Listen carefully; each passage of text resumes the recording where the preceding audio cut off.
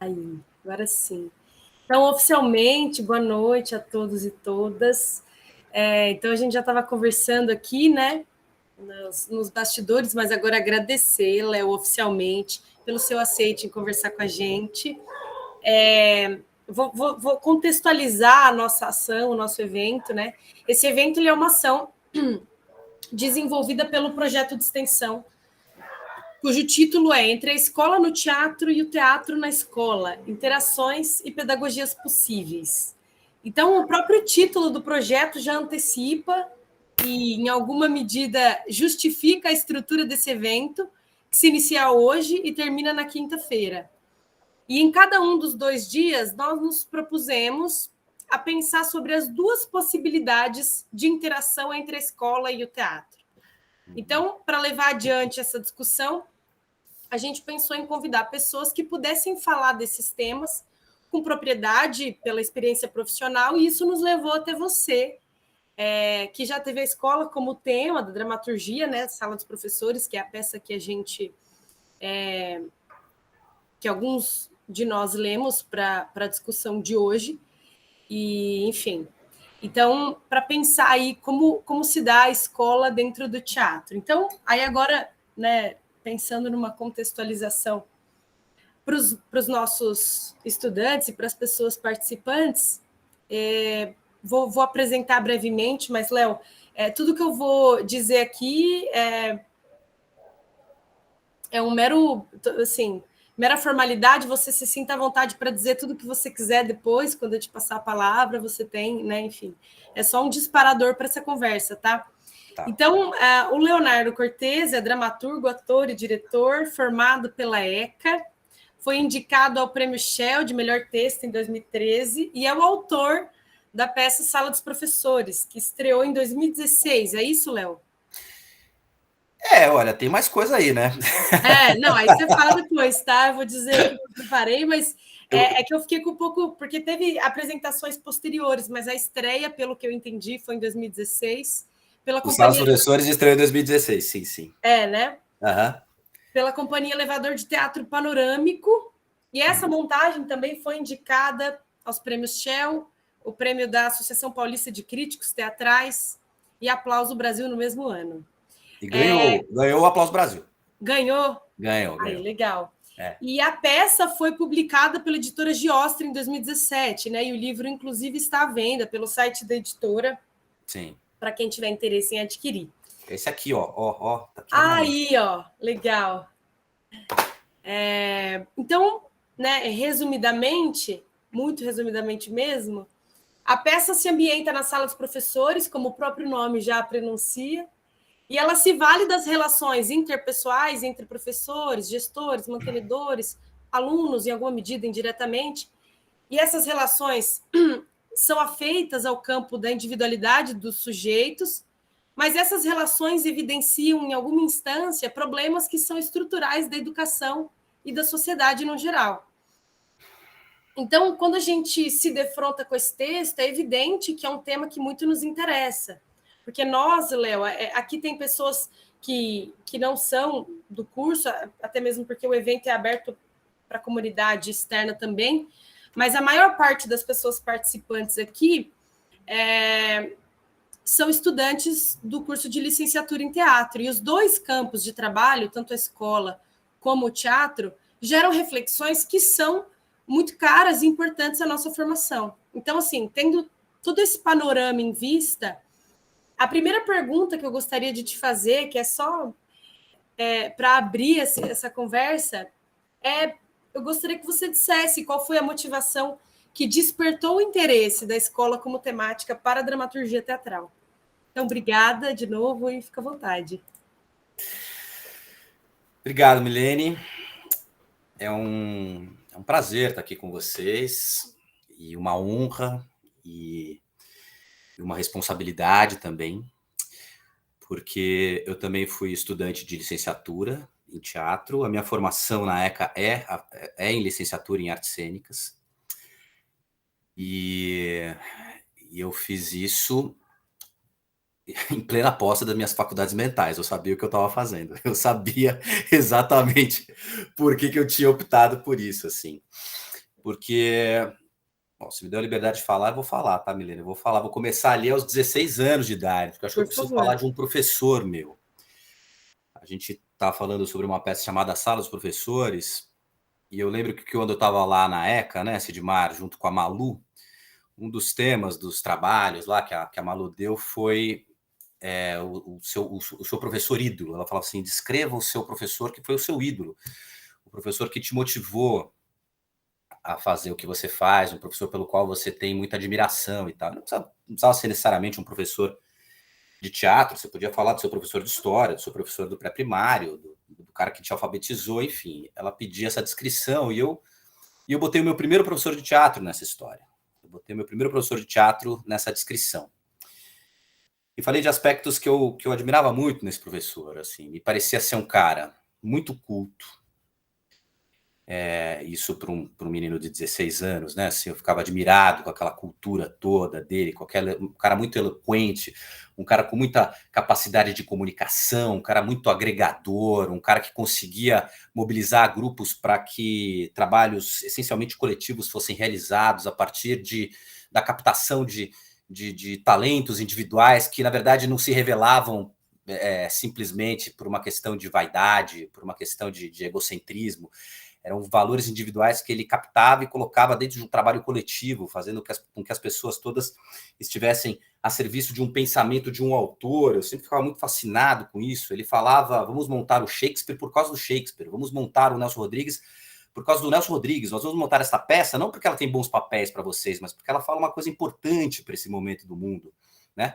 E a gente estava simplesmente fazendo teatro amador ali, né? E eu ficava tão encantado com aquela possibilidade. Estamos fazendo um teatro amador que é assistido por 30 pessoas, dentre as quais 15 são familiares muito próximos, né? Assim, e ao mesmo tempo ele sempre com essa preocupação de vamos transformar o mundo através da nossa arte, através dessa pesquisa, através do teatro.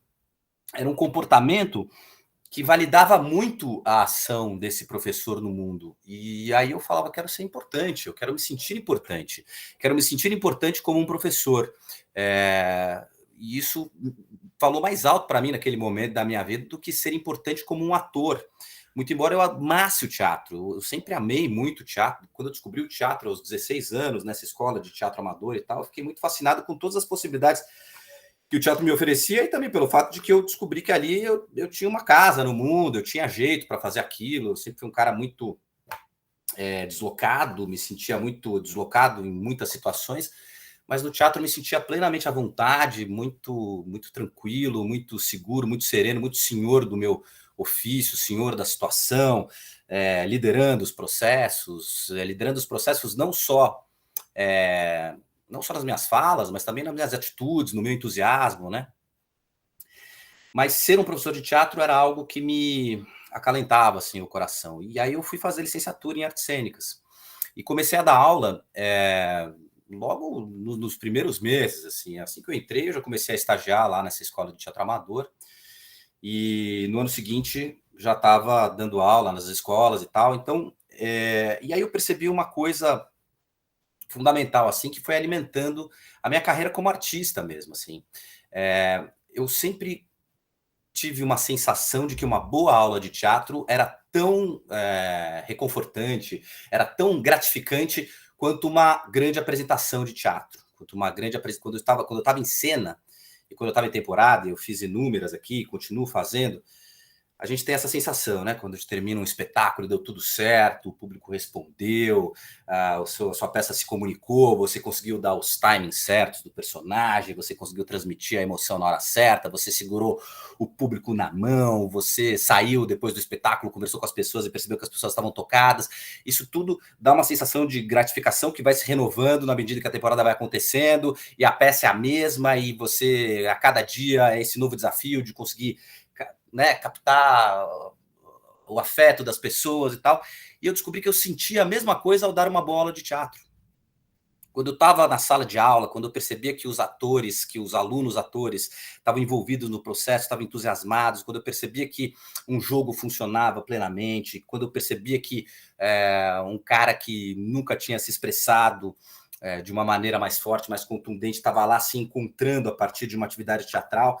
E depois o desdobramento disso, quando a gente começou a se lançar nos processos de montagem, quando você monta uma peça de teatro, quando você faz um espetáculo com seus alunos, quando você percebe o crescimento deles dentro do processo, e quando finalmente aquilo se apresenta e tem uma comunhão com as pessoas que estão assistindo e no final das contas o aluno te dá um abraço agradecido, porque através desse processo ele descobriu mais dele mesmo, não que ele vai ser um ator, não que ele vai ser um profissional disso, mas o teatro como um pretexto para que ele perceba outras potencialidades dentro dele mesmo, tudo isso fez com que eu me sentisse muito feliz assim, dentro dessa atividade como professor.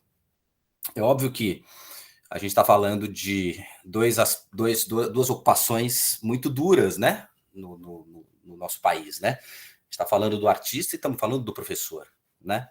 Duas profissões muito menosprezadas, muito pouco reconhecidas, duas profissões que, enfim, tem uma série de problemáticas aí que vocês já estão sabendo, já que vocês estão entrando nesse mundo.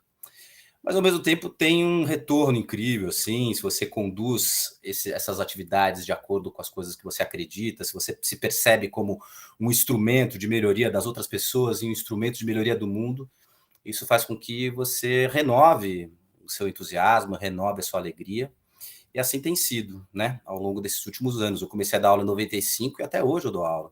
Até hoje eu sou professor, mas eu sou um cara que eu sou malandro, entendeu? Eu faço da minha atividade como professor um pretexto para que eu estude, por exemplo, né? Um pretexto para que eu amplie também o meu leque de conhecimentos. Então, toda vez que eu vou dirigir uma peça com os meus alunos, eu procuro fazer uma peça que eu não fiz, né? Assim, eu procuro pegar um autor que eu ainda não encenei, né? E aí, a partir disso, eu, através da minha atividade como educador, eu vou me fortalecendo como artista, eu vou me enriquecendo como artista, né?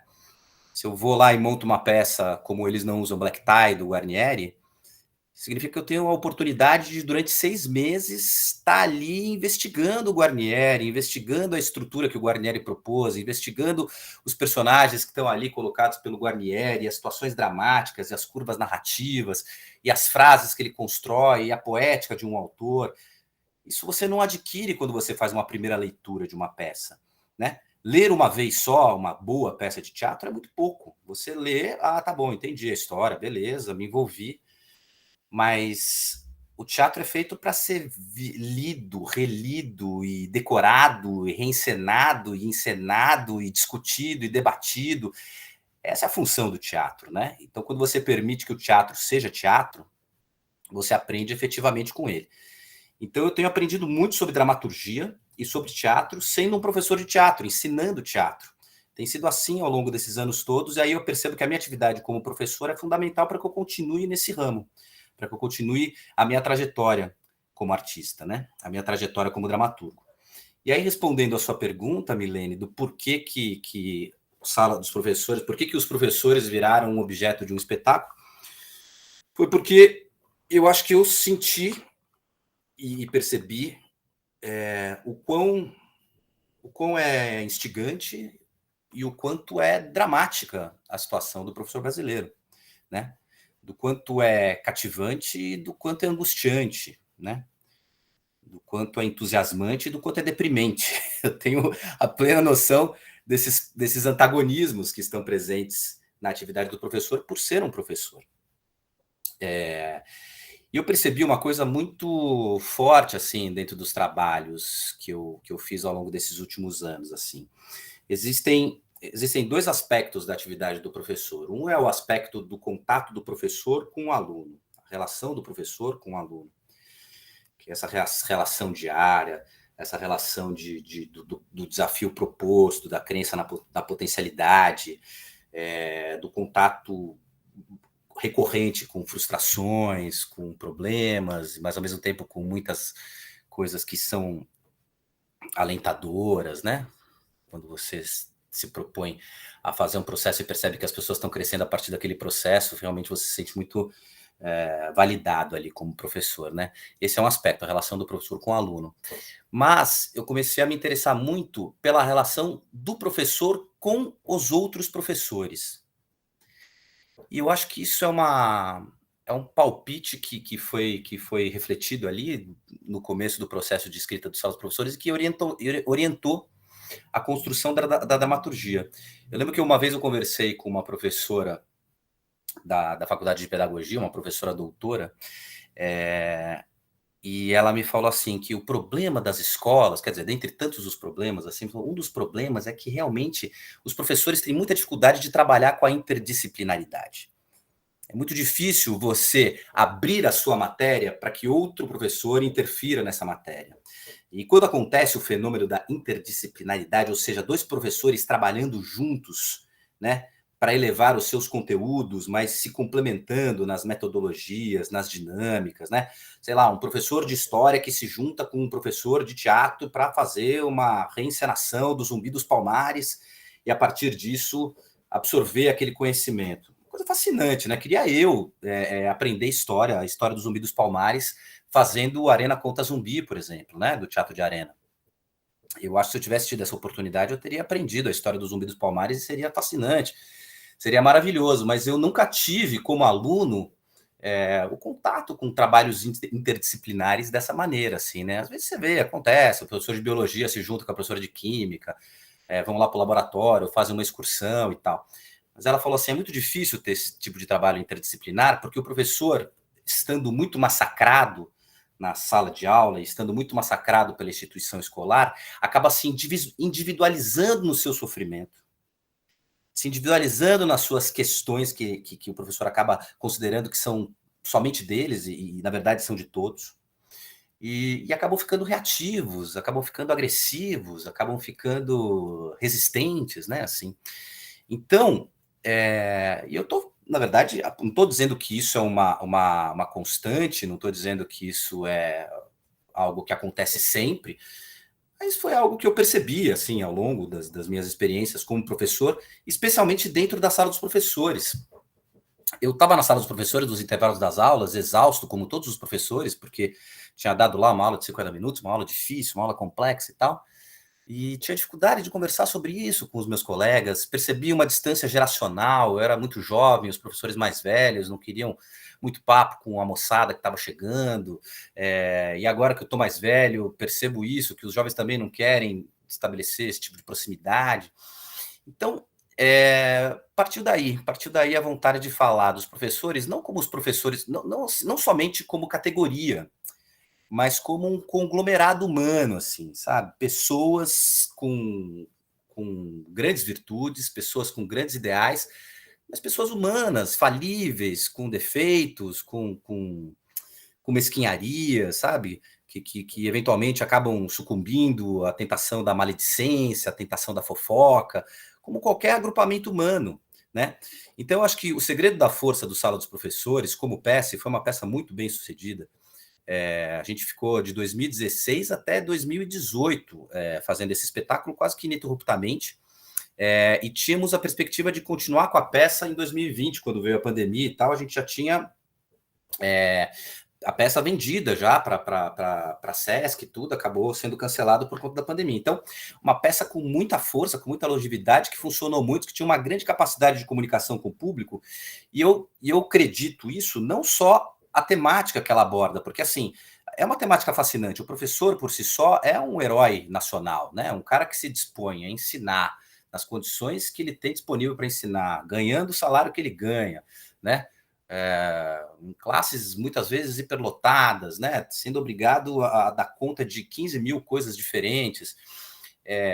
E no caso dessa peça, ainda administrando questões administrativas do colégio, né? Então, são professores que estão envolvidos em comissões como comissão de matrícula, comissão de festa, comissão administrativa, enfim, isso é uma realidade que eu testemunhei em muitas escolas que eu já trabalhei. É uma realidade que tem na Rudolf Steiner, por exemplo. Na Steiner é uma escola que tem uma maneira de gestão, é uma gestão que está na mão dos professores, assim. Então, os professores acabam se dividindo em comissões. Isso representa um desgaste muito grande, porque além de dar aula, o cara ainda tem que ter uma reunião sobre a comissão da festa junina, quer dizer, é enlouquecedor muitas vezes, né? O cara fica exausto, fica exaurido. Então, eu sempre reconheci esse caráter heróico do professor. Eu acho que o público também reconhecia isso. Vamos assistir uma peça sobre os professores. É uma categoria simpática. Todo mundo quer. Vamos ver como é que é. Todo mundo tem um professor querido, todo mundo tem um professor do coração, todo mundo tem uma gratidão a um grande professor. Então, todo mundo ia assistir interessado por esse universo. Mas aí, ao chegar lá, eles percebiam que era uma peça que poderia ser você mesmo que não tivesse nenhuma ligação com escola, mesmo que você tivesse muito distante do universo da pedagogia, você poderia se envolver com aquilo, porque era um conglomerado humano, assim. Você poderia pegar aquelas situações e colocar numa reunião de condomínio, por exemplo, sabe? Assim, a mesquinharia e a maledicência poderia estar presente num salão de cabeleireiro, poderia estar presente entre os garçons de um restaurante, poderia estar presente no Congresso Nacional, sabe? Assim, essas coisas todas estão muito fortes, assim. Então, acho que a peça transcende o universo da escola, muito embora fale de maneira contundente sobre o universo da escola. Então, ela partiu de uma vivência pessoal minha, partiu de uma vontade muito grande de falar sobre esse universo e partiu de uma encomenda, né? Assim, tudo isso veio a partir de uma encomenda do Elevador Panorâmico, que queria muito fazer um texto contemporâneo, e eu já estava com essa pulga atrás da orelha, querendo fazer uma obra de ficção que falasse sobre o universo dos professores, e aí entrou o meu lado pedagogo na hora da dramaturgia. Falo pra caramba, hein, Milene? Você falou que... Não, pode falar, Léo. Tranquilo. Eu entrou o lado pedagogo do dramaturgo, assim, e eu acho que eu, como um artista, eu me engrandeço por ser pedagogo, me engrandeço por ser professor. Primeiro, como eu te falei, ser professor por onde é o que alimenta meu estudo, é o que alimenta minhas novas vivências e tal, mas eu sempre tenho, como realizador das minhas obras teatrais, como realizador da minha dramaturgia, e agora como realizador do meu filme, né, como diretor teatral, eu sempre tenho uma perspectiva pedagógica. É uma maneira de pensar o teatro, é uma maneira de pensar a criação, e que eu acho que valida a minha trajetória. Então, eu penso, claro, quais são as minhas questões, eu penso quais são as minhas inquietações, eu penso quais são as minhas angústias em relação ao mundo e falo, bom, eu quero colocar isso como dramaturgo. Mas eu estou sempre conectado em quais são as inquietações, as angústias, as aflições dos outros. E em especial dos atores que vão trabalhar comigo. Então, quando eu fui escrever essa peça para a Companhia Elevador Panorâmico, eu sentei com eles e falei, e aí, o que está afligindo vocês? O que está inquietando vocês? Para onde que esse grupo quer ir? Vocês, como atores, estão interessados no quê? Estão interessados em que tipo de crescimento? Porque ser pedagogo é isso, é você dar recursos para que as pessoas cresçam, para que as pessoas se desafiem, para que as pessoas, né, evoluam através de um processo que você está propondo. Então, eu fiz essa pergunta. E eu tinha um conhecimento do grupo prévio, já tinha assistido outras peças, e eu tinha muita ligação com o Marcelo Lazarato, que era o diretor desse grupo. Então, eu me propus a escrever uma peça sobre os professores, porque me afligia e me inquietava e me fascinava o universo dos professores, mas eu, como um dramaturgo, pedagogo, procurei escrever personagens contundentes para todos os atores da companhia. Então, é uma peça que tem 7 personagens, e são 7 personagens protagonistas. Eu, de fato, me preocupei muito em escrever 7 personagens que tivessem muita concretude, tivessem camadas diferentes, tivessem contradições e que tivessem também trajetórias, assim. Eu não queria que nenhum ator da Companhia Elevador Panorâmico ficasse falando mal de mim pelas costas, sabe? Assim, um dramaturgo não quer a maledicência, o dramaturgo quer fugir disso, entendeu? E é muito comum as pessoas estarem insatisfeitas com os seus trabalhos e botar a culpa no diretor, botar a culpa no dramaturgo, botar a culpa em quem quer que seja e não em si mesmo. Eu não quero nenhum ator falando mal do dramaturgo nesse processo, vou me esforçar realmente em fazer personagens muito fortes, todos eles, assim. Então, no processo de escrita, eu partia das situações, mas a partir das situações eu colocava os personagens nas situações, tentava imprimir características que eu achava que eram muito importantes para cada um desses personagens. Essas características acabavam mudando as situações. Então, isso, na verdade, é uma metodologia que eu uso para escrever. Assim, eu parto de uma situação, aí eu coloco os personagens na situação, e os personagens mudam a situação que eu propus. E aí eu me sinto muito à vontade para ficar subvertendo as regras que eu mesmo criei para mim, antes de começar a escrever uma peça. Quando eu comecei a escrever Sala dos Professores, eu pensei que a história iria caminhar para um lado, e ela acabou indo para um outro lado, em função das características dos personagens. E aí ainda tive a grande felicidade de um dos atores desistir de fazer a peça, e sobrou para mim interpretar o personagem mais legal da peça, que é o professor de história, que é o personagem que eu faria mesmo. Se eu pudesse escolher, eu não me escolhi, mas aí o diretor me convidou, falou, olha, eu quero que você faça o Álvaro, então foi uma maravilha. E eu fui até indicado por um prêmio de melhor ator. Você nunca tinha sido indicado por um prêmio de melhor ator aqui em São Paulo. Eu fui indicado por este personagem que eu escrevi para um outro cara fazer, mas que no final acabou me beneficiando. E eu acho que o conceito, acho que a grande beleza da vida de um professor é que você beneficia os outros e acaba sendo beneficiado de uma maneira indireta.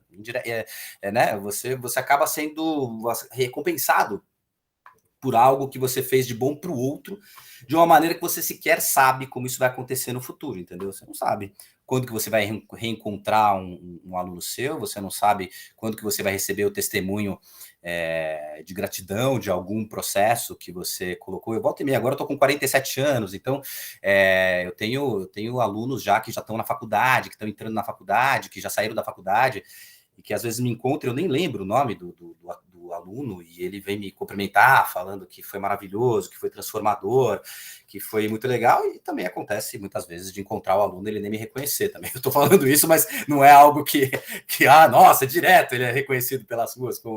Às vezes não, às vezes você conduz o processo e o teatro não atinge o seu aluno como ele me atingiu, por exemplo, porque eu estava ali, eu era um terreno fértil ali para que todas as sementes do teatro frutificassem em mim, porque eu amava o teatro, e tudo que foi plantado aqui frutificou.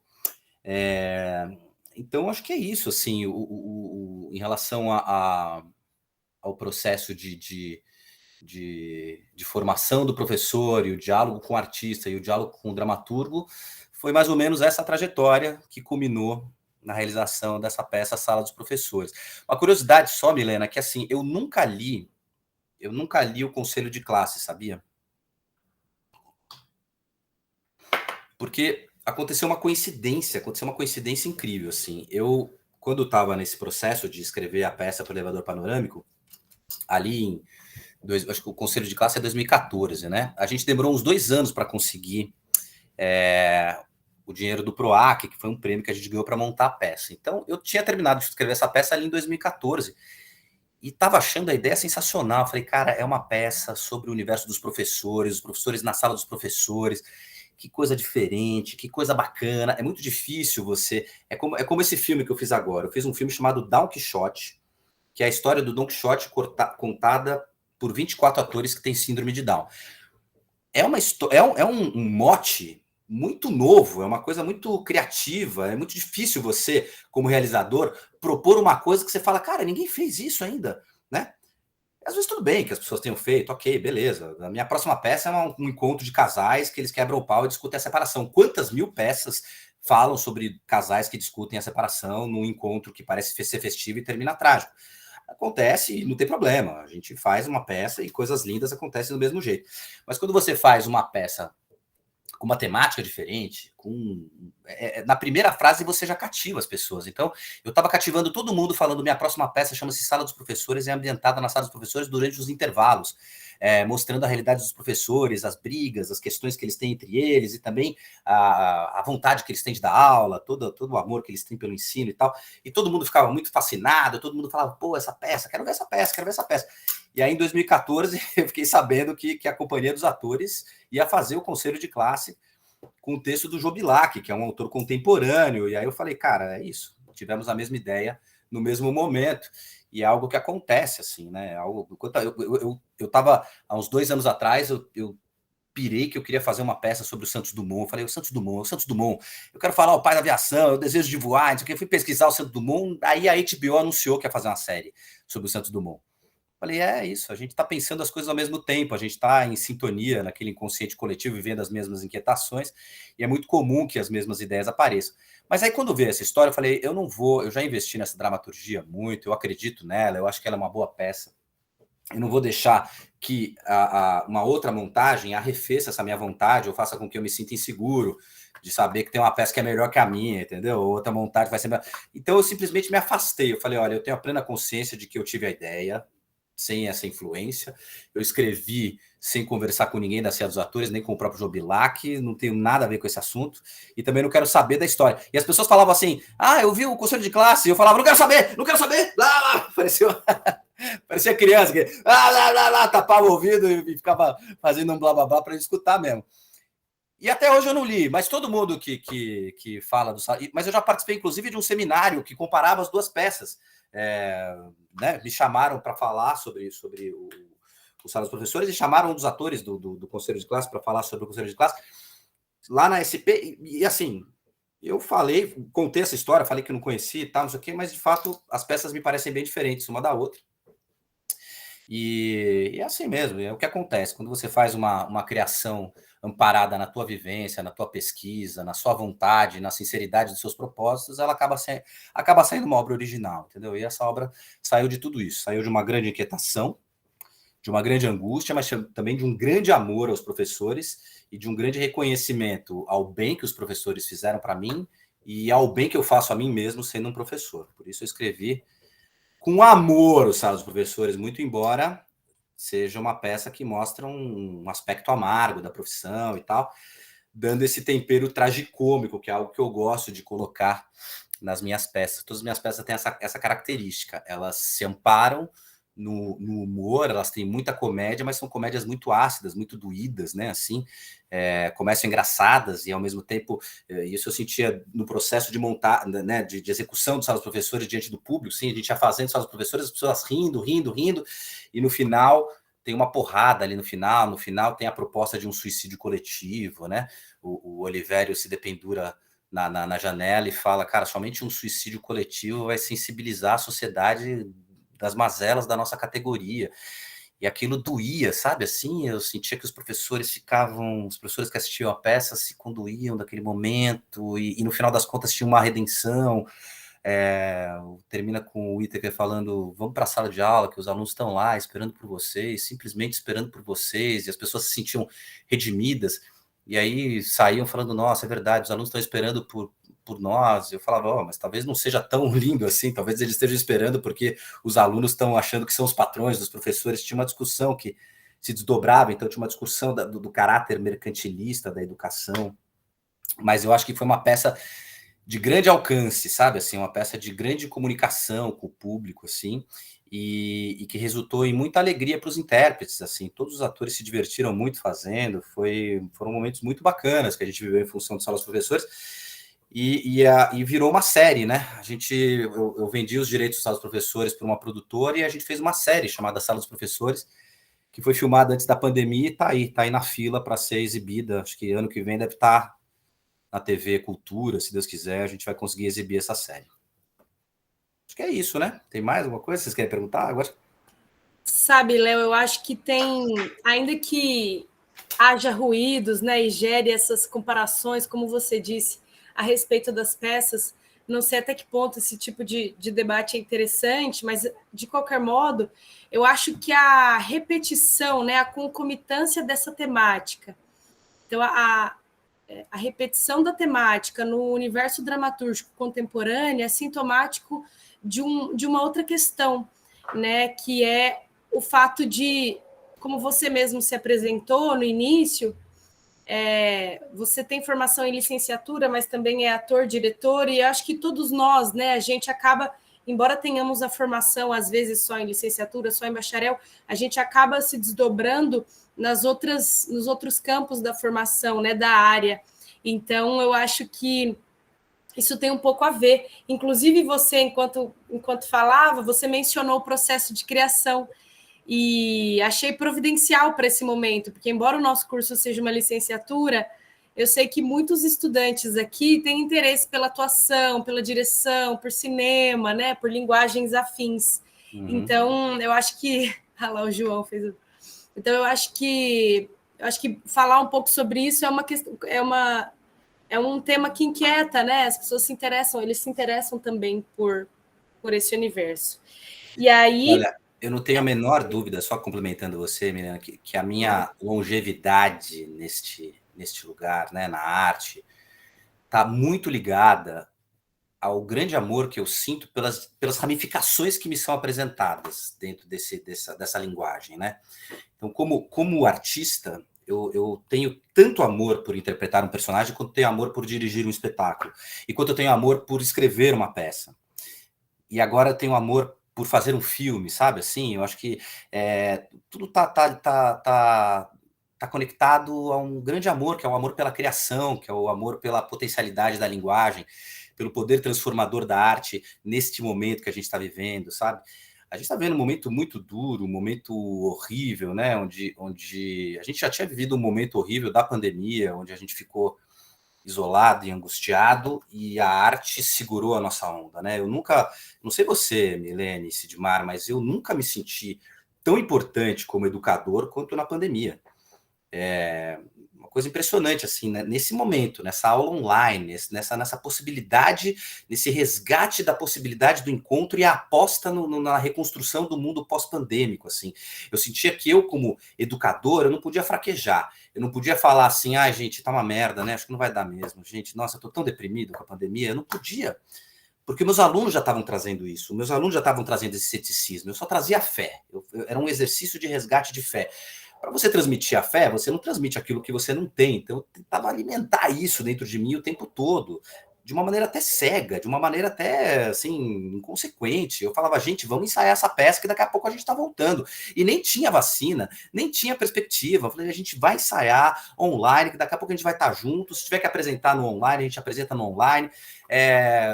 Eu sabia que ia ser mais frustrante, sabia que ia ser triste, mas me surpreendi muito com os resultados, e vocês também devem ter se surpreendido, né, ao fazer os processos e ver que os processos aconteciam, se concretizavam, as pessoas dentro das suas casas se dedicavam, se empenhavam e ao mesmo tempo se apoiavam naquilo para aguentar aquela situação que era uma situação horrorosa, né?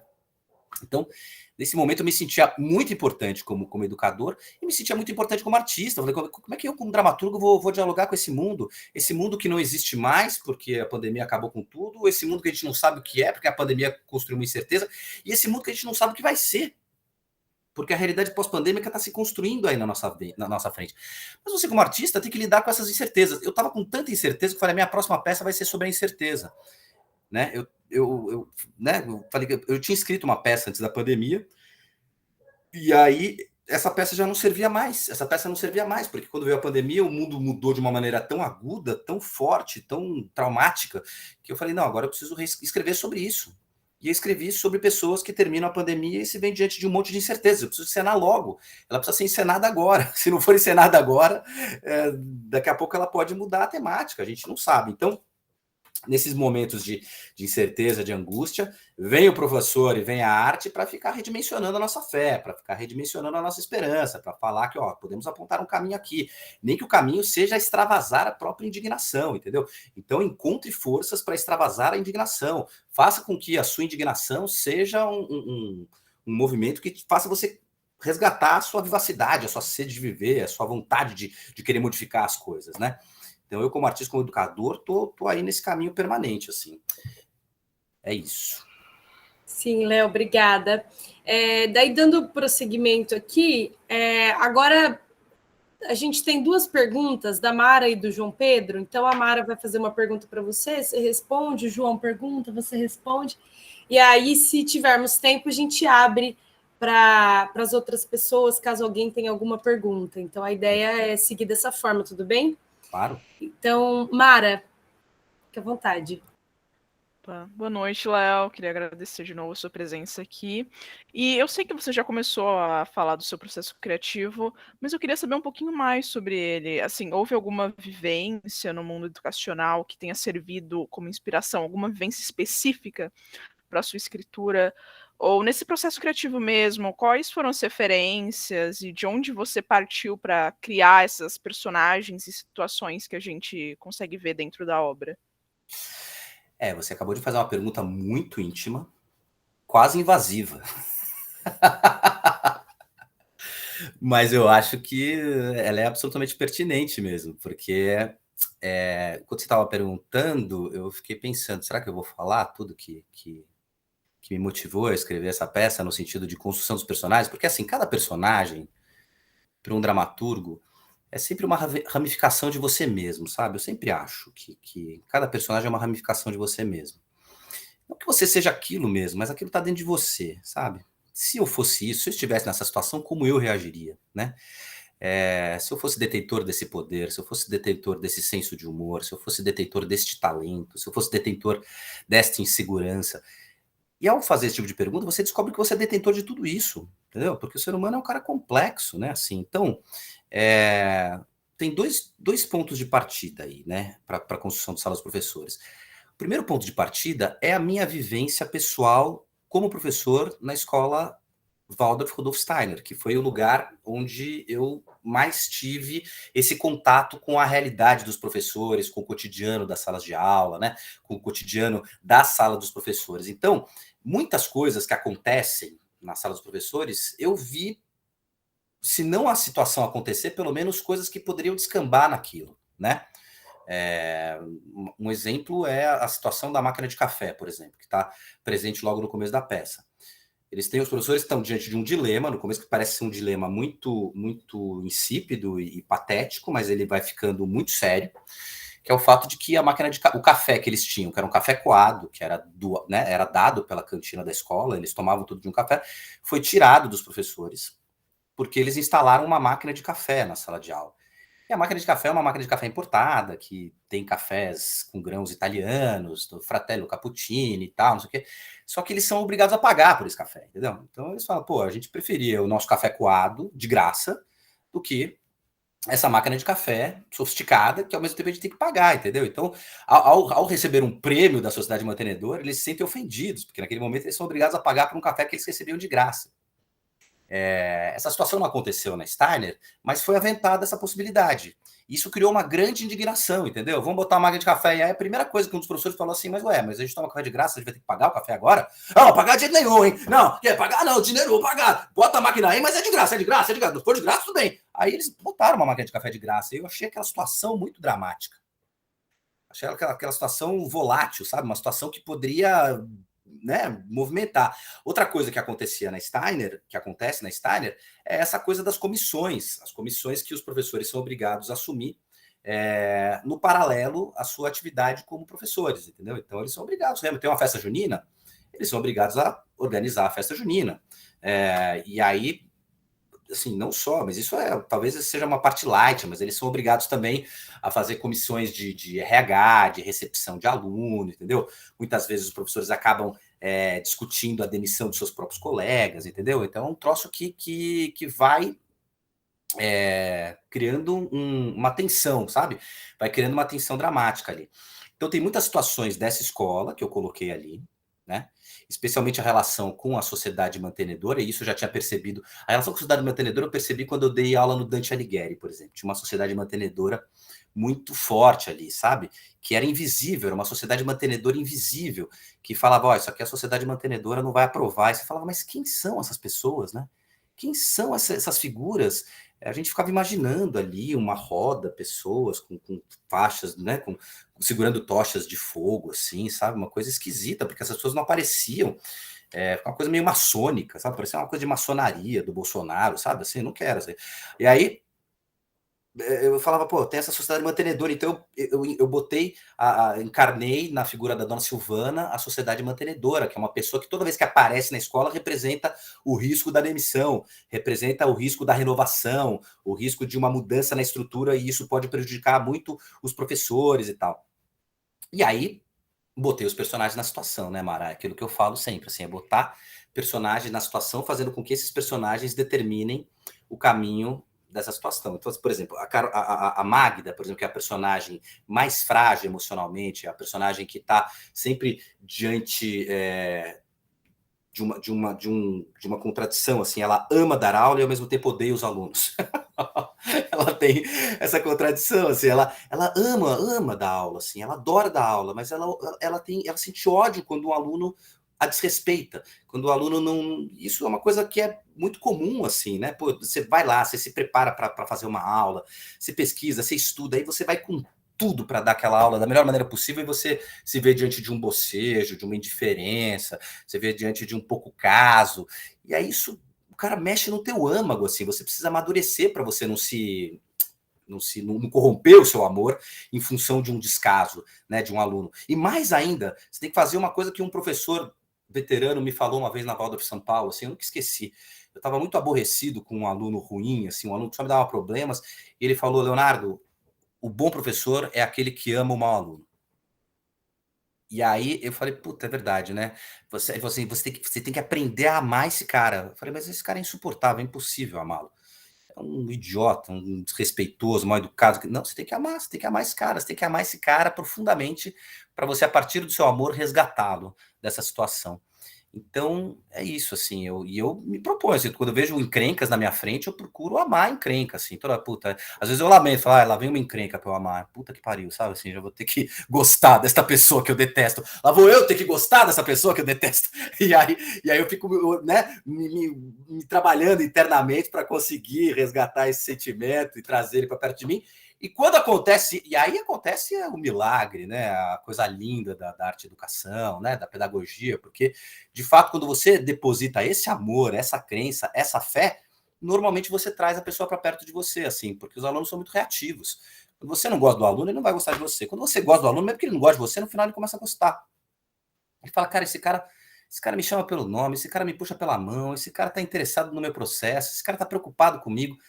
Isso aciona internamente um movimento ali onde o afeto vai se desenvolvendo. Então, eu tenho muitos casos assim na minha trajetória como professor, onde eu detestei e no final amei, e são normalmente as histórias mais bonitas que permanecem, são as pessoas que te reconhecem na rua, que vêm falar com você, falando, cara, você botou fé no meu trabalho e tal, né? Mas é isso, cada personagem tem uma característica minha, entendeu? O Álvaro, que é o professor de história, tem a minha indignação histórica, a minha indignação com o país, que está à flor da pele nesse momento que a gente está vivendo, ao perceber que o bolsonarismo está tão forte, depois de tudo que aconteceu, depois de tudo que aconteceu nesse governo.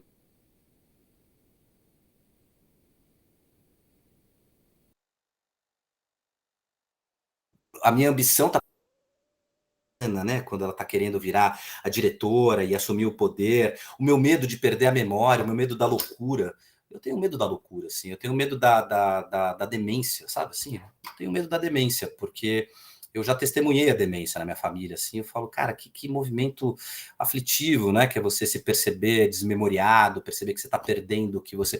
A gente não lida com isso, a gente está sempre achando que vem uma decrepitude física, mas a cabeça vai se engrandecer, né, que a cabeça vai ficar ótima, que a gente vai ser que nem o Leonardo da Vinci, termina velhinho, mas com 15 mil projetos, muita sabedoria.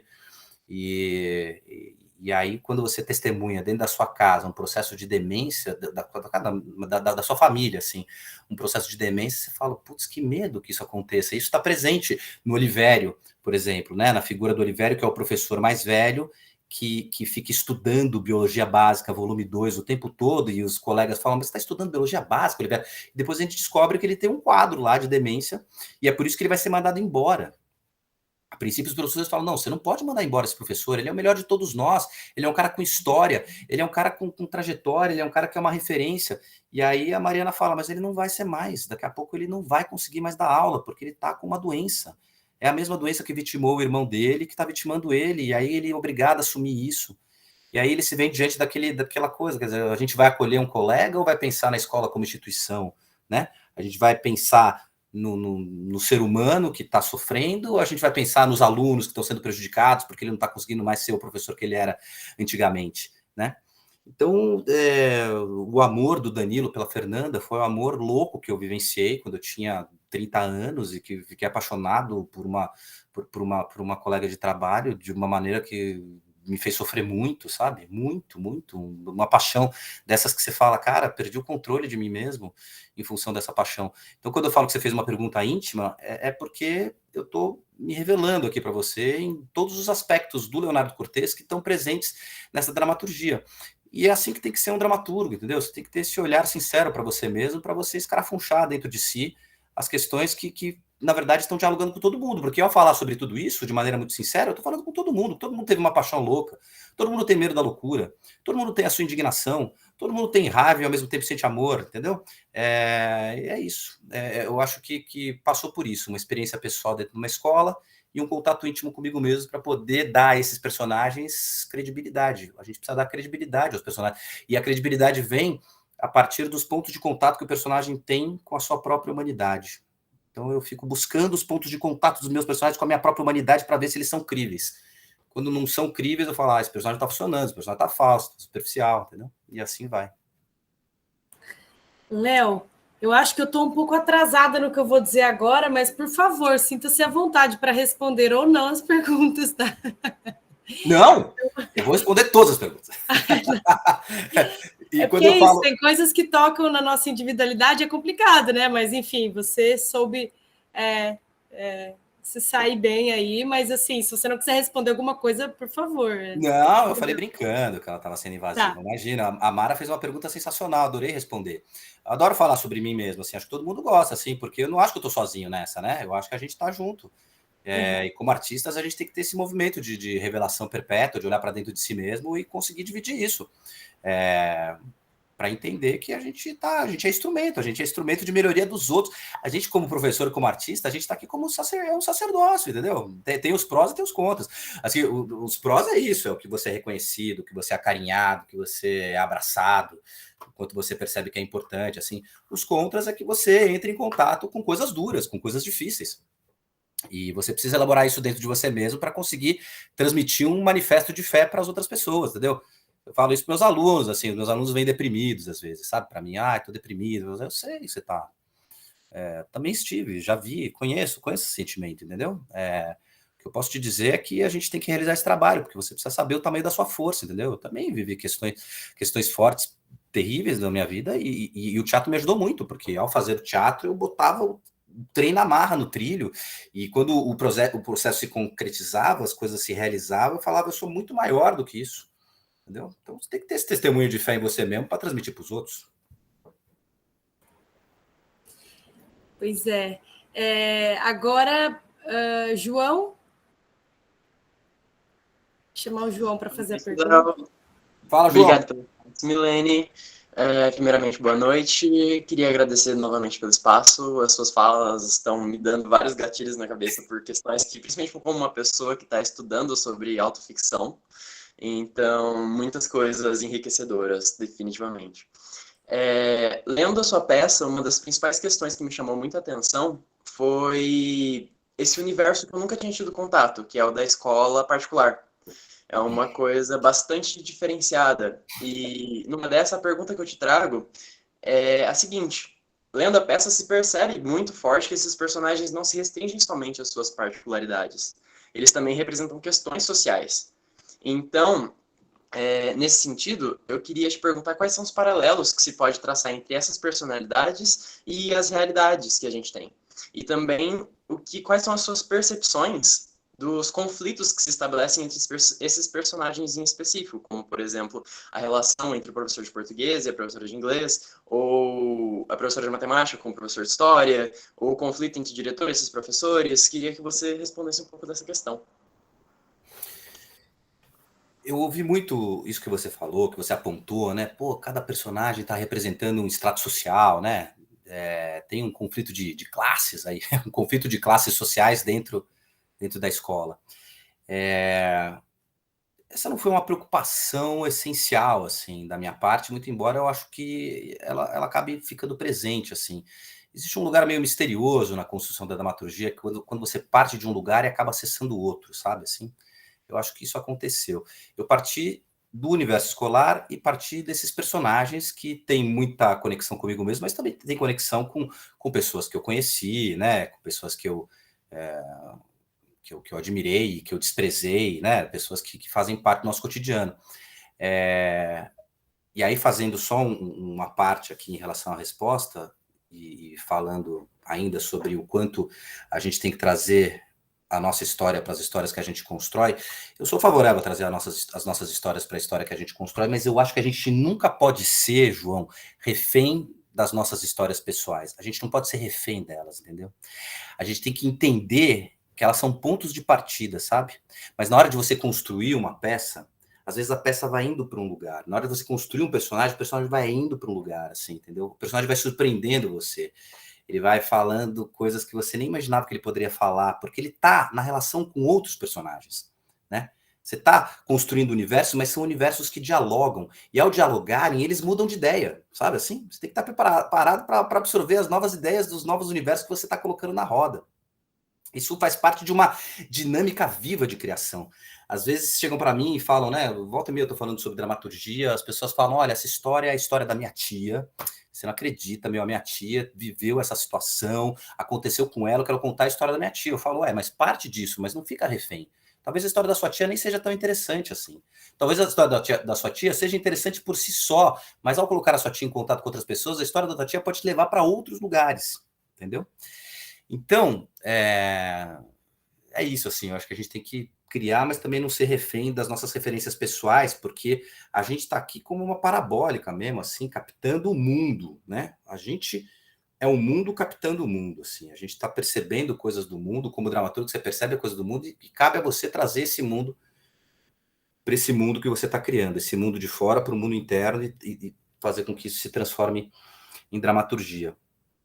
Então, eu acho que a luta de classe está presente na peça, sem dúvida nenhuma. Assim. A gente tem ali disputas, especialmente de poder, né? Assim, especialmente de poder. Assim, a figura do Whittaker é uma figura de poder que todo mundo tem, um poder que todo mundo ambiciona, mas um poder que todo mundo repele, porque todo mundo detesta o Whittaker, porque detesta a proximidade dele com a sociedade mantenedora, mas ao mesmo tempo a proximidade com a sociedade mantenedora é uma tábua de salvação para todos eles. Eu acho que isso fala muito sobre o mundo corporativo, assim, do quanto você despreza a autoridade, mas ao mesmo tempo precisa cultivar uma proximidade com a autoridade para se manter dentro daquela realidade.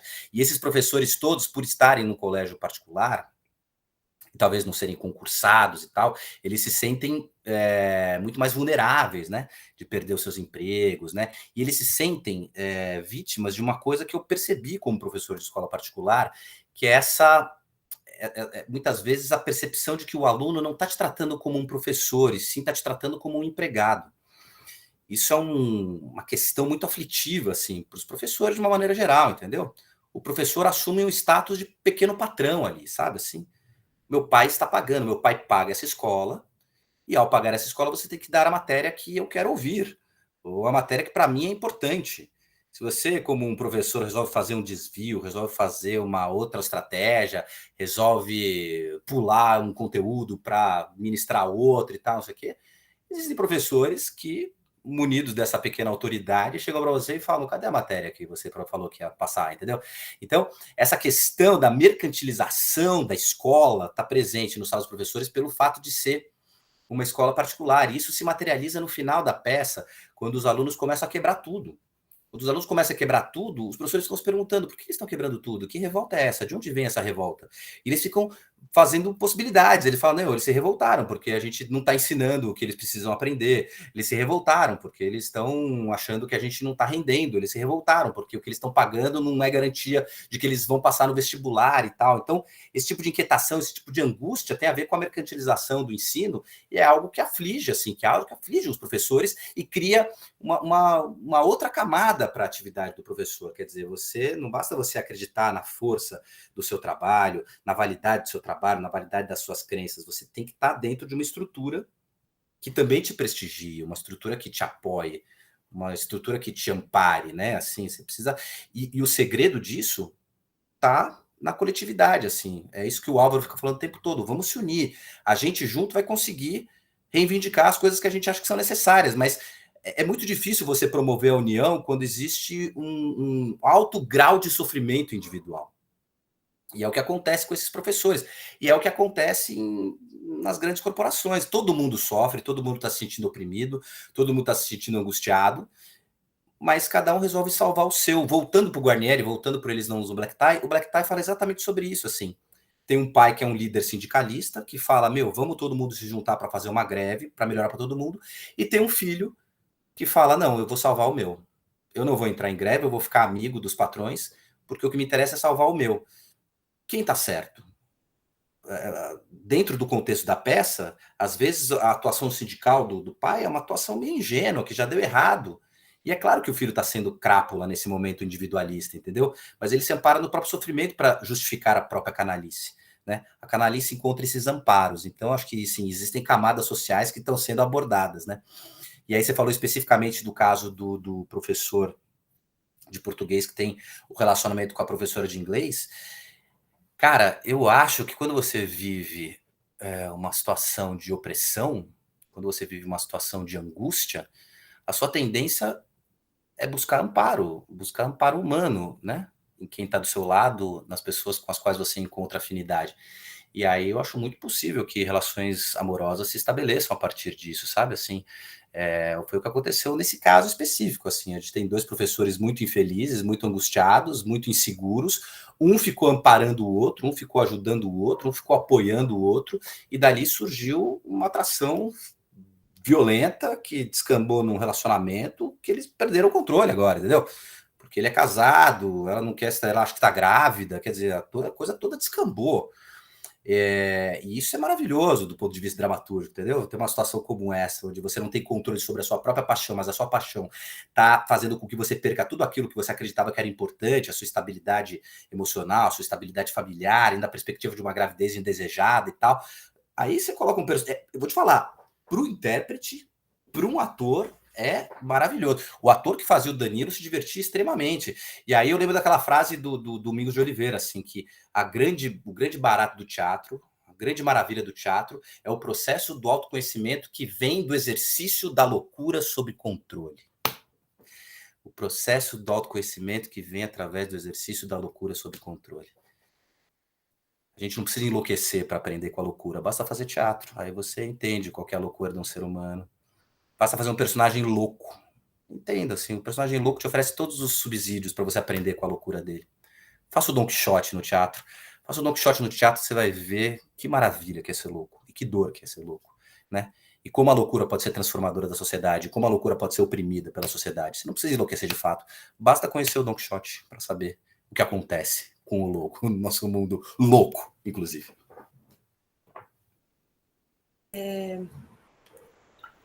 Você fala um pouco sobre a mercantilização da instituição escolar, né? E a mim isso fica muito evidente na passagem em que os professores eles são avaliados por um instituto, que é o Instituto Americano. Assim, é muito irônico, porque quando eu li me veio uma impressão assim de um imperialismo norte-americano, que é o que a gente vive até hoje, né? Então, esse atravessamento. Então, a instituição escolar ela tem especificidades e nuances que são próprias dela, né? De cada uma. Então, ninguém melhor do que as pessoas que frequentam aquele lugar para avaliar, né? E aí vem um instituto de fora americano para avaliar o desempenho dos professores.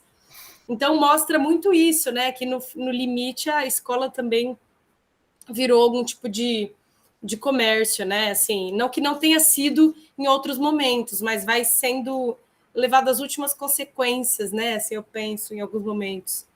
E é uma coisa que, de novo, né, assim, não é algo restrito ao universo escolar, é uma coisa que se amplia no mundo corporativo, né? O mundo corporativo tem isso, ele se cerca de instrumentos externos para que internamente as pessoas se resolvam, para que internamente as pessoas não se responsabilizem, né?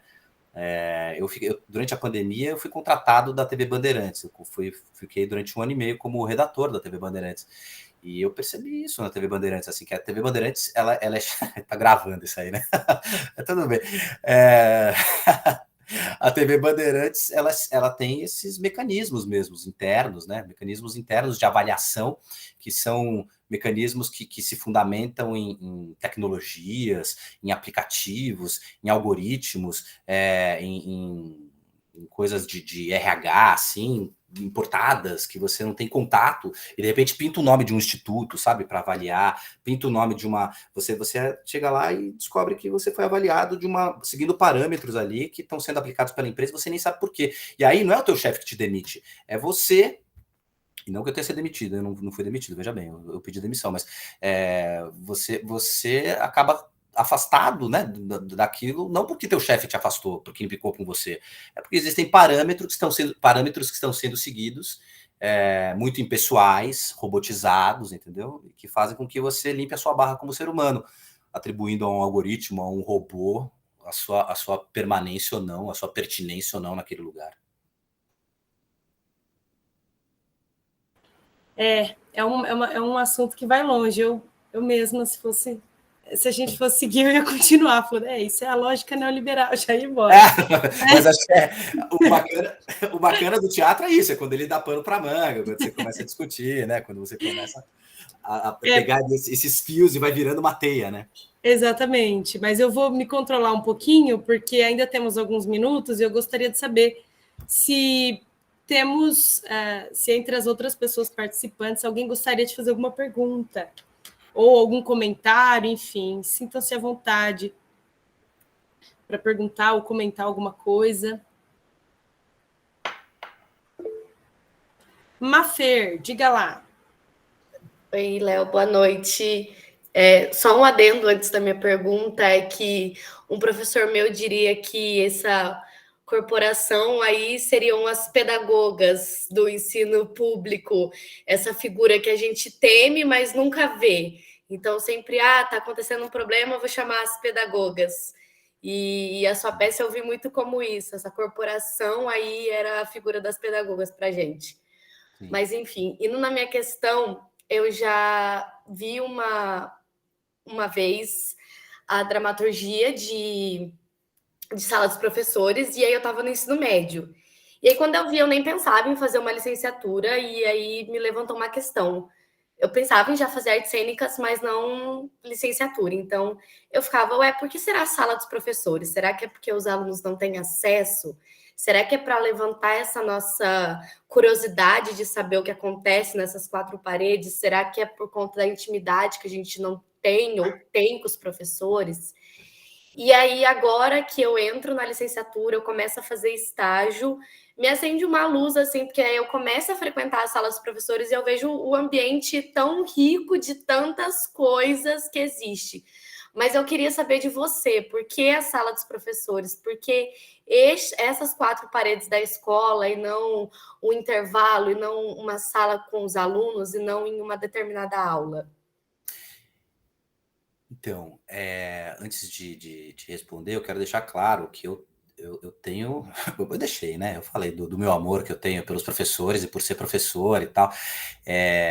Quando eu aponto as contradições e aponto essas coisas que são mais duras, mais tristes, mais angustiantes dentro do universo dos professores, eu não estou me propondo a ser um retratista de uma situação ampla. Eu acho que são retratos específicos ali, sabe? São retratos específicos de uma situação e nenhuma dessas grandes hipérboles que estão presentes na dramaturgia eu testemunhei acontecer de verdade, assim. Tudo isso veio da minha cabeça perturbada. Então, assim, eu nunca vi as crises que estão presentes na peça, né? Eu nunca vi os quebra-paus e tal. Normalmente, o ambiente da sala dos professores é um ambiente bem harmonioso, é um ambiente, né, agora que você está entrando em contato com isso, é um ambiente onde as pessoas estão cansadas, estão buscando refúgio, estão buscando silêncio, né? Eu sinto que a sala dos professores é um ambiente onde os professores muitas vezes buscam o silêncio que eles não têm em sala de aula, o silêncio que eles não têm no ambiente escolar, na hora do recreio, quando tem aquele bando de aluno, aquela gritaria e tal. Eles vão, muitas vezes eu entrava na sala dos professores, estavam todos os professores ali, todos em silêncio, todos assim, um no livro, outro preenchendo o diário, outro aí tem uma conversinha ao pé do ouvido e tal. Mas, de fato, isso que você falou, que você apontou, a sala dos professores como um universo misterioso que a gente vê na escola, né? Tem ali a sala dos professores, os alunos não podem entrar naquela sala. Cria uma aura de mistério, assim, né? Uma aura de mistério. Mas eu quis que a sala dos professores fosse um lugar onde potencialmente esses professores pudessem se revelar não só nas suas angústias, não só nas suas aflições, mas também nas suas vontades, nos seus desejos, nos seus amores, nas suas ideologias, né, nas suas convicções, né, na sua vontade de transformar o mundo. Então, eu achei que realmente um lugar muito bom, um lugar protegido, onde eles poderiam ser mais sinceros, onde eles poderiam se revelar uns aos outros, seria na sala dos professores, e não em sala de aula, não na cantina, não na biblioteca, sabe? Assim, de todos os ambientes escolares, me pareceu o ambiente mais propício a um desnudar do ser humano por trás da figura do professor, e é por isso que eu coloquei lá. Você perguntou mais alguma coisa que eu esqueci. O que foi que você perguntou mais? Não, era isso mesmo, era essa curiosidade de saber a sua escolha. Então, mas eu lembrei, onde você assistiu uma montagem do Sala dos Professores, foi isso? Isso, no Teatro Galpão. Meu ensino médio, meu colégio levou a gente, e aí eu acabei vendo. Olha, eu não sabia que teve essa montagem. Foi em Teve essa montagem no Teatro 2019, Galpão? a gente foi no ensino médio. Que legal. E foi uma montagem... Eu nem sabia, eu tô sendo encenado por aí, eu não estava sabendo. Mafê, contextualiza para o Léo. Isso foi em que cidade? Perdão, no Teatro de São Paulo, e não vou lembrar a data, se não me engano, foi final de abril, assim. Mas eram estudantes ou eram atores? Não, era um grupo de teatro que eles tinham, e aí eles fizeram a montagem, e aí um professor nosso tinha contato com esse grupo, enfim, acho que era uma escola de teatro, e aí eles estavam finalizando o semestre deles, e aí eles fizeram com o seu texto. E aí foi daí que eu conheci.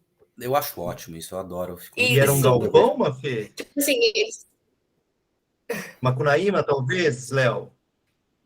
Não sei, o Macunaíma volta e meia monta minhas peças. Eu tenho uma coisa como dramaturgo, toda peça que eu escrevo, eu faço questão de publicar, né? Assim, às vezes eu pago a publicação, né? Assim, as editoras correm atrás, né? A Giostre, especificamente, publicou meus 2 últimos livros, porque eles falaram, não, a gente já tem uma história aqui e tal, né? Mas eu às vezes até pago a publicação, porque eu acho que é uma maneira de você perpetuar mesmo esse momento, né? O teatro, ele é esse domínio do efêmero, né? O efêmero, não se perpetua. Então você pode assistir o melhor espetáculo do mundo, ele vai estar lá só na sua memória, e mesmo para você resgatar ele na tua memória, você tem impressões do espetáculo, você esquece boa parte, né, daquilo.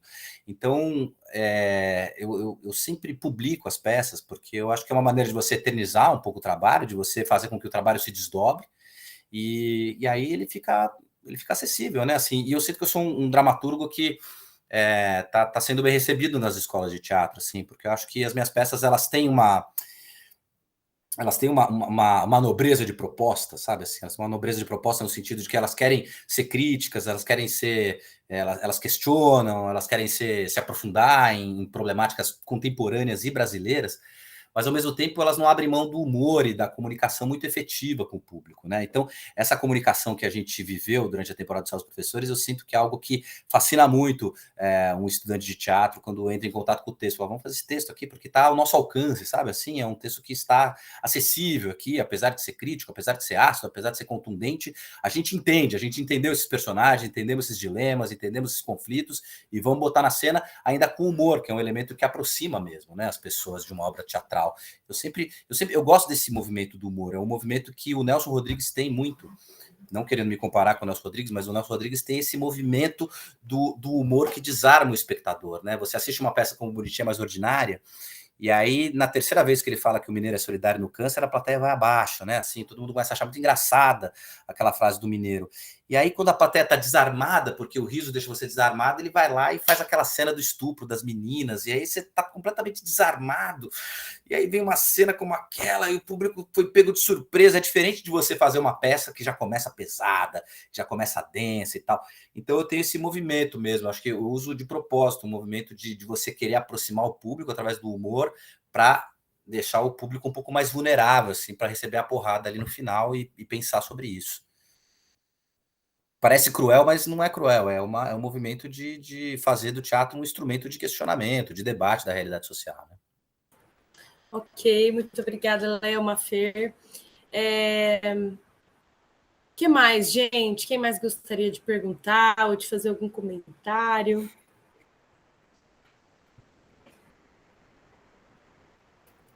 Temos mais questões?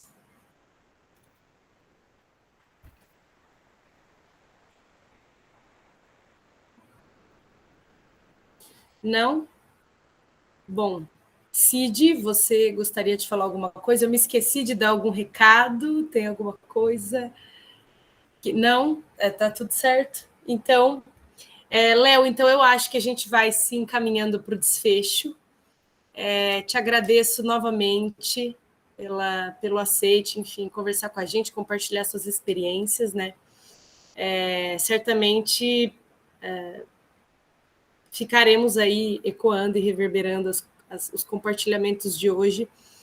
E muito obrigada, né? Assim, apesar do mundo ser grande, a classe artística é uma bolha, então muito certamente a gente se encontra por aí em algum momento. Então, obrigada de novo.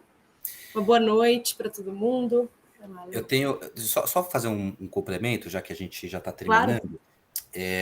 Primeiro, te agradecer muito, Milene, agradecer muito, Sidmar, obrigado por esse convite. Como eu disse, é uma honra. Eu até falei para o Sidmar, espero estar à altura aí desse evento, espero que realmente tenha servido aí para fomentar as questões e, enfim, pavimentar essa trajetória de vocês a partir da fé de um artista que acredita muito no teatro e acredita muito na educação. Então, eu acho que vocês estão no caminho certo só de terem escolhido essa profissão, de verdade, assim, acho que vocês escolheram a melhor de todas as profissões, escolheram o melhor de todos os caminhos. Tenho certeza que vocês estão num lugar onde vocês vão se ver diante da possibilidade de crescimento individual, vão se ver diante de contatos afetuosos valiosos, de experiências emocionantes, gratificantes, e por isso acho que vocês estão muito bem encaminhados, né? E eu queria dizer o seguinte, eu fiz um filme agora, eu fiz um filme chamado Don Quixote. É o meu primeiro filme que foi patrocinado pelo SESI, e esse filme deve estrear no streaming em novembro. A gente está negociando, provavelmente vai estrear na HBO Max e tal. Eu estou falando desse filme porque eu acho que ele é um filme que fala muito sobre tudo isso que a gente conversou, sabe? Ele é um filme protagonizado por 24 atores com síndrome de Down que começaram a fazer teatro comigo nesse grupo lá vinculado à DID, Associação para o Desenvolvimento Integral do Down. E nesse grupo, eu vou ser bem sintético nessa fala sobre o filme, mas acho que ela é uma fala bacana, assim, para ilustrar tudo que a gente falou.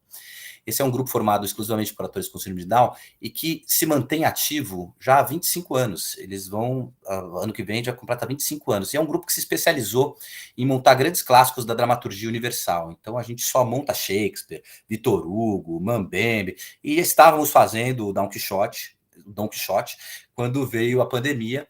E aí, quando veio a pandemia, eu comecei a ter aulas online com ele, vendo os alunos ali nas telas, né? Eu falei, pô, tem que fazer um filme com ele, já estava a fim de fazer um filme e tal. E eu fiz um filme.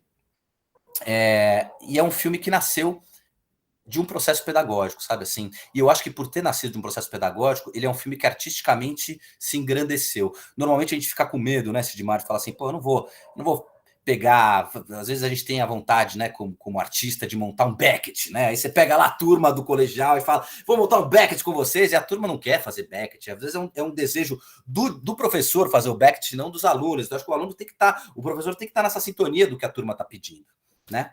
Mas nesse caso do Don Quixote, eles já tinham comprado a ideia de fazer o Don Quixote, já estavam envolvidos nesse universo, e é um filme com 24 atores com síndrome de Down fazendo personagens muito diferentes, assim, né? São atores com características muito diferentes. Atores que têm, desde aqueles que têm muita facilidade, passando por aqueles que têm pouca facilidade, passando pelos atores que têm muita dificuldade. E todos eles estão presentes ali no filme. E isso constrói a riqueza do filme. É um filme que abraça todos eles, mostra um leque de potencialidades e um leque de limitações também, que humaniza a pessoa com síndrome de Down. Então, você, ao ver esse filme, você fala, pô, a síndrome de Down é isso. A síndrome de Down não é só uma coisa. A síndrome de Down pode ser muitas coisas. Então, é uma premissa pedagógica que fortaleceu o filme do ponto de vista artístico. Então, eu queria que vocês assistissem esse filme. Quando ele for para o streaming, vocês vão ficar sabendo. Eu mando uma mensagem para o Sidmar, aí o Sidmar coloca, porque eu acho que aí a gente pode ter pano para manga para fazer uma outra conversa. Aí a gente vai falar sobre arte e educação, sobre inclusão, sobre síndrome de Down, sobre aplicabilidade do teatro dentro do trabalho com deficiência, do teatro como um instrumento de inclusão, como o teatro como um instrumento de reconstrução a partir da inclusão dentro da realidade pós-pandêmica, mas isso é uma conversa que a gente vai ter depois, tá? Eu falo para você, Sidmar, quando estrear, e aí a gente conversa sobre isso mais para frente, tá bom? Perfeito, a bola está levantada, então, a gente vai voltar a conversar, até porque dentro do projeto político-pedagógico do curso, uma das instâncias do estágio, aqui no curso de Artes Cênicas da UEM, é o estágio em comunidades, e uma das instituições parceiras nesse sentido é a PAI, aqui de Maringá. Então, é uma discussão interessantíssima, né? Então, a gente volta a conversar com certeza, eu vou te cobrar se você esquecer. Pode cobrar que vai ser um prazer falar sobre isso. E manda para o Sidmar, sim, para a gente poder assistir e conversar novamente. Sim, então, comigo. De novo, muito obrigada, Léo. Pessoal, lembrando que quinta-feira o evento continua, no mesmo horário, 7h30. Boa noite a todos e todas. Bibi, só um adendo, com a professora do Léo. Né? Maria Lúcia de Souza Barros Pupo. Nossa. Estará com a gente na quinta-feira conversando sobre o outro lado dessa moeda. Então, hoje a conversa foi sobre o tema da escola no teatro, e a Malu vem conversar com a gente sobre o teatro na escola. Então, seria o outro lado dessa moeda. Léo está convidado também, enfim. Olha, eu vou tentar, manda o link para mim que eu vou tentar participar, mas se eu não conseguir participar, você fala para a Malu que eu a amo. E, e realmente ela foi uma figura absolutamente fundamental na minha formação. E muitas vezes, quando eu estou em sala de aula, eu me pergunto o que a Malu faria, né? E aí me vêm as melhores ideias. Então, eu acho que isso é um bom elogio, né? Para ela, você pode falar isso. O Léo, em sala de aula, se pergunta o que a Malu faria. E aí ele toma decisões sábias em função dessa pergunta. Maravilha. Perfeito, então. Obrigado, Léo. Obrigado, gente. Tchau, tchau. Obrigado, viu? Tchau, gente. Boa noite. Boa noite.